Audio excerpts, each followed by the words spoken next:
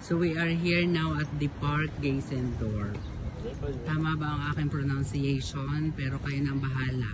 Pero ito po ay ang Park Geisendorf.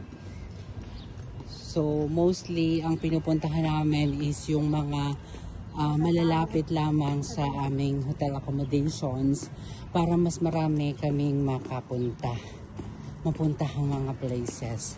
So as you can see sa aking mga previous posts is makikita ninyo na mayroong mga fountain, potable po siya. Ibig sabihin ng potable, naiinom po siya ng bonggang-bongga.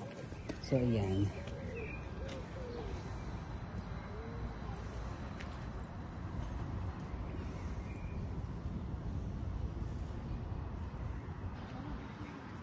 Kaso hindi ko alam kung bakit walang fountain dito. Siguro ginagawa pa. So this is the Park Geisendorf. So pag nakikita nyo po yung mga ganyan, ito ay pastulan ng mga aso. Lahat dito. This is Park Geisendorf. Okay, picture. 1, 2, 3. So yan po ang aking kasamang travel buddy. Okay. Okay.